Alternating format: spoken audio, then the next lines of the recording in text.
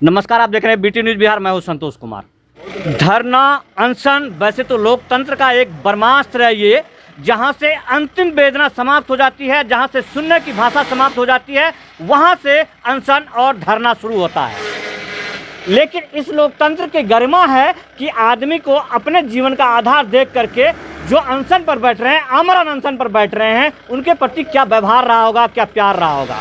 मेरे साथ हैं दिलीप बाबू, जो कि मटिहानी विधानसभा क्षेत्र के पूर्व प्रत्याशी भी रहे हैं और बेगूसराय के, मैं कहूं कि यहाँ के लोगों को बुरा ना लगे, ये मरुस्थल है जो सामो है। आप इसके उत्थान के लिए भी बहुत बार धरना पर बैठ चुके हैं, अनशन पर बैठ चुके हैं। आज जो आपने अपने जीवन को दांव पर लगाया है माननीय पप्पू यादव जी के द्वारा, क्या भावना रही आपकी? उन्होंने अनशन तोड़ दिया और आपने धरना भी नहीं तो अनशन भी नहीं तोड़ा है। असल है क्या कि गरीबों के मसीहा, हम सबों के नायक, जो हमेशा जनता के लिए जीते और मरते हैं, जीने और मरने का संकल्प जिन्होंने लिया, जो कभी जात धर्म का बात नहीं किया, जिन्होंने कभी पार्टी और ठीक का बात नहीं किया, उन्होंने सिर्फ मानवता और मानवता की सेवा को अपना धर्म माना। चाहे वह कोई भी व्यक्ति हो, किसी जात धर्म का हो, कोई पार्टी का हो, उसको उन्होंने, जो लोग मदद के लिए गया या जिसको उन्होंने विपदा में देखा, उसकी मदद के लिए उन्होंने अपना कदम बढ़ाया। आज जब कोरोना महामारी से अपनों से दूर हैं, जब अपनों को अपने देखने के लिए तैयार नहीं हैं, अपनों को अपने बंद करके छोड़ देते हैं, तब पप्पू यादव, चाहे वह श्मशान घाट हो, चाहे वह कोविड वार्ड हो, चाहे पप्पू यादव जी ऑक्सीजन की व्यवस्था करवाना हो, चाहे बेड की व्यवस्था करवाना हो, वेंटिलेटर की व्यवस्था करवाना हो, चाहे रेमडेसिविर की व्यवस्था करवाना हो, नेपाल से, दुबई से मंगवा करके अपने संसाधन को, अपने श्रम को, अपने अर्थ को, अपने संपदा को बेच कर लोगों के लिए लगे हुए हैं। उसके बाद इस निर्लज्ज सरकार ने उनकी जिस प्रकार से निर्लज्जता पार करके उनकी गिरफ्तारी की है, यह काफ़ी निंदनीय, घोर निंदनीय है। और मैं कहूँ कि अब कोई सेवा नहीं कर पाएगा, क्योंकि सेवा का इनाम अगर गिरफ्तारी हो, सेवा का इनाम अगर मौत हो, तो कोई व्यक्ति सेवा कैसे कर पाएगा। 5 दिन से अनशन पर बैठे संत को मैं नहीं चाहूँगा कि ये और बोलें, बहुत बोलें, क्योंकि मीडिया के माध्यम से आप लोगों ने पप्पू यादव के जितने शुभचिंतक हैं उनके बहुत सारे व्याख्यान आपने देखे हैं, जो जिस भाषा में जैसा भी कहे, कहने वालों की कमी नहीं है। लेकिन मेरा ध्येय है कि बेगूसराय टुडे, बेगूसराय से चल करके आज इस सामो पंचायत में आया है, उसका सूत्र सिर्फ इतना है कि दिलीप बाबू जैसे लोग जो लोकतंत्र का सम्मान करते हैं, अनशन के लिए अपने आप को समर्पित करते हैं, लेकिन वो लोग चिन्हित हैं, वो लोग दोषी हैं कि 5 दिन तक मुझे नहीं लगता है कि इनको यहाँ पर वो सुविधा मिल पाया जो कि लोकतांत्रिक रक्षक को मिलना चाहिए। ये करकट, ये धूप, सरकार की व्यवस्था कितने बार आज 5 दिन में, मुझे लगता है कि पहले से दूसरे दिन डीएम महोदय या यहाँ के प्रखंड के जो अधिकारी हैं वो यदि चाहते तो आपका अनशन टूट जाना चाहिए था। अब तक आपको अनशन क्यों? क्योंकि पप्पू यादव जी ने, माननीय पप्पू यादव जी को किसी वजह से, शारीरिक स्वास्थ्य की वजह से उनको अनशन का तोड़वा दिया गया है। आप अनशन तोड़ेंगे आज?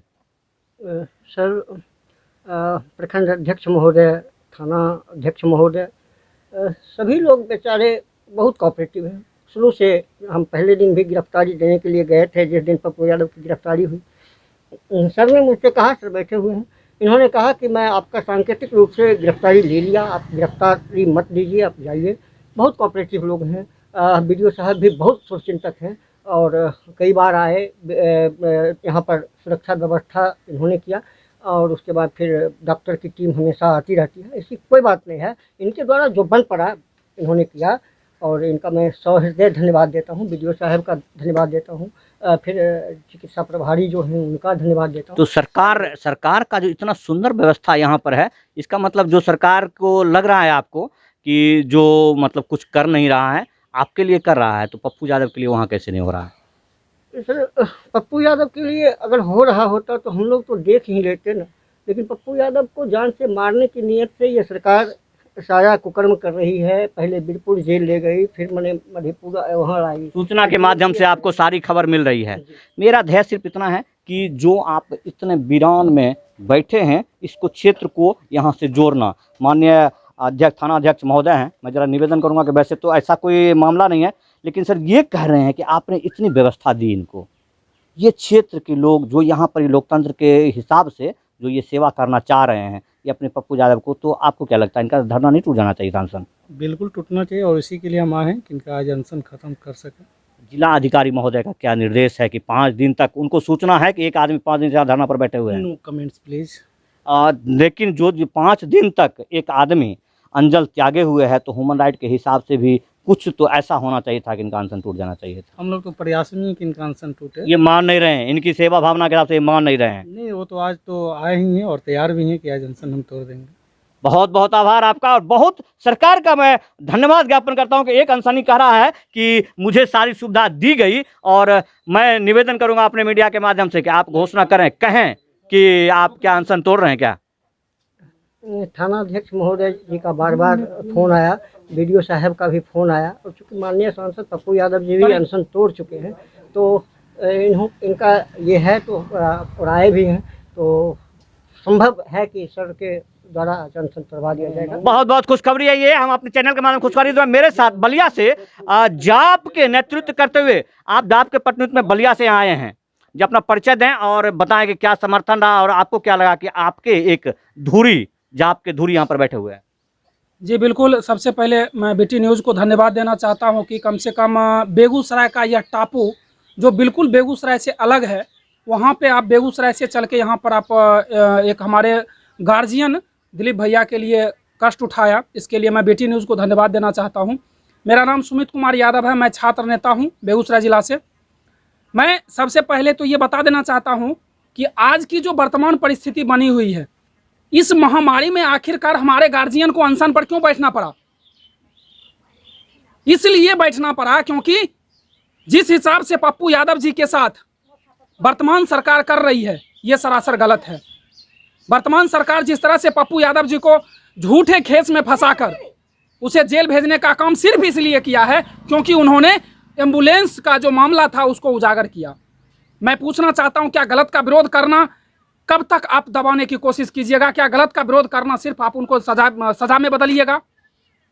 आखिरकार ये कहाँ का न्याय है कि इस महामारी में रात दिन गरीब व्यक्ति का मदद करने वालों को आप जेल में बंद कर देते हैं सिर्फ इसलिए क्योंकि वो आपके नाकाम या आपके यह चौपट व्यवस्था को उजागर करता है। वो कहीं ना कहीं आपकी भी मदद करता है कि जहां पर आप नाकामयाब हैं वो उस चीज़ को वो हमारे सांसद पप्पू यादव जी दिखाने का काम करते हैं कि आप उस जगह को मजबूत करें ताकि सुविधा जो व्यवस्था है वो मजबूत हो सके।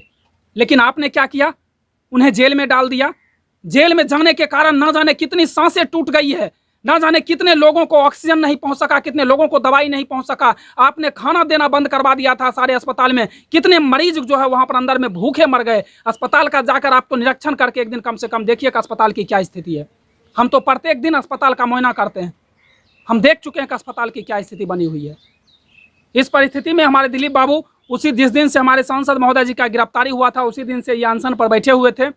हम लोगों को भी सूचना मिला, लगातार हम लोग भैया के टच में थे और आज हम भैया को समर्थन देने के लिए भी आए। और चूंकि हमारे जो आला कमान है, हमारे गार्जियन सांसद पप्पू यादव जी, उन्होंने भी अपना अनशन खत्म कर दिया, इसीलिए आज हम भैया जी से भी रिक्वेस्ट किए हैं कि भैया एमपी साहब का अनशन खत्म हो चुका है, इसीलिए आप अपना भी अनशन खत्म करें।